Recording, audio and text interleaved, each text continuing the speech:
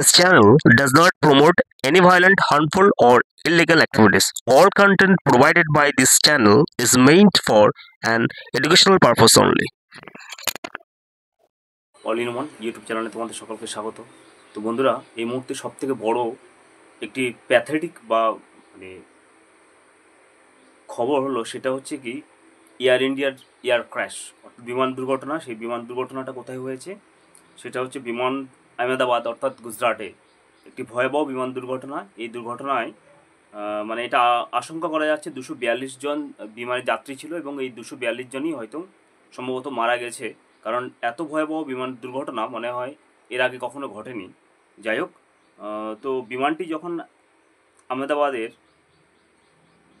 বিমানবন্দর থেকে যখন টেক অফ করছিল আর কি, সে সময় আহমেদাবাদের মেঘানি নগরে একটি বড় বিল্ডিংয়ের ওপরে হঠাৎ করেই আর কি বিমানটি ভেঙে পড়ে এবং একটা বিশাল বড় একটা বিস্ফোরণ হয়। এবং আমার মোবাইল স্ক্রিনে তোমরা সকলে দেখতে পাচ্ছ। এই বিস্ফোরণের ফলে আশা করা হচ্ছে যে ওখানে যত যাত্রী রয়েছে তারা হয়তো মারা গেছে। তো আমরা 142 কোটি ভারতবাসী হিসেবে সকলেই শোকাহত এবং মর্মাহত।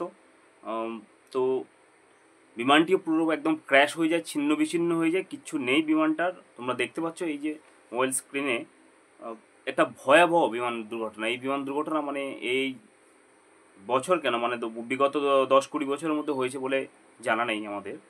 কিন্তু এই বিমান দুর্ঘটনাটা কেন হলো? কারণ বিমানটা টেক অফ করার পর জাস্ট একটু উড়ে এখানে আহমেদাবাদ থেকে লন্ডনগামী আর কি বিমান।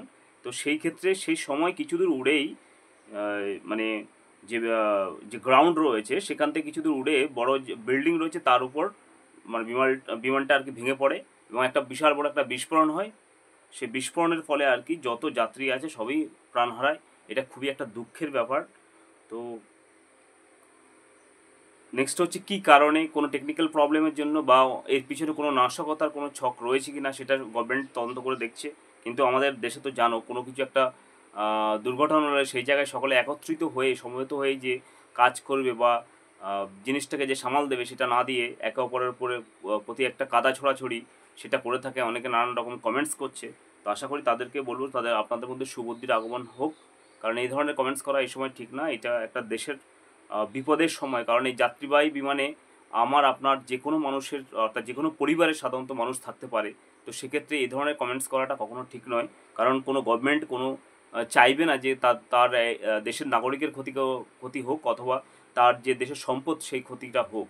কারণ এই বিমানটা হঠাৎ করে উঠলো, টেক অফ করলো আহমেদাবাদ থেকে, বিমানটা যাবে লন্ডনগামী। সেই সময় কিছু দূরেই মানে যে মেঘানি বলে যে জায়গাটা আছে সেই জায়গাটাতে আর কি বিমানটা হঠাৎ করে ভেঙে পড়ে, অর্থাৎ ক্র্যাশ হয়।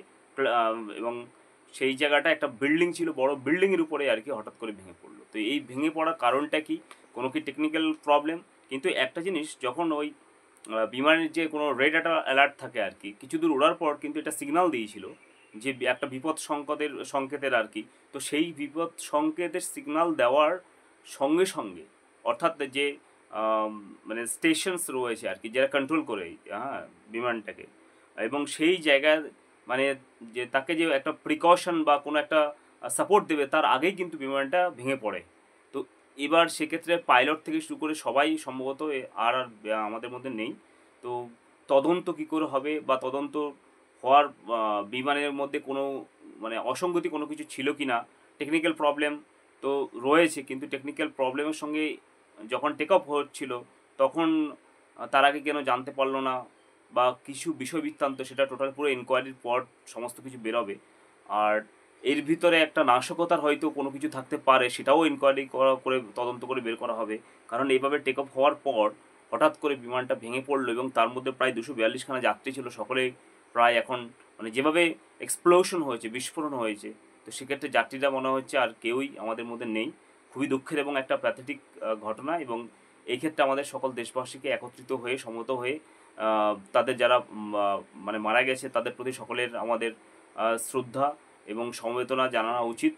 আর দেশের পক্ষে এবং দেশের জন্য সকলকে একসাথে জোটবদ্ধ হয়ে সংঘবদ্ধ হয়ে কাজ করা উচিত। তো কোনো কাদা ছোড়াছড়ি বাদ দিয়ে সকলকে একসাথে দাঁড়াতে হবে। তো যাই হোক বন্ধুরা, এখনও রিকভারি কাজ চলছে। যাই হোক, পুলিশ প্রশাসন থেকে শুরু করে সবাই অ্যাক্টিভভাবে কাজ করছে, এনডিআরএফ থেকে শুরু করে যাবতীয় টোটাল ফোর্স এবং আমাদের হয়তো সেনাবাহিনীও রয়েছে সেখানে।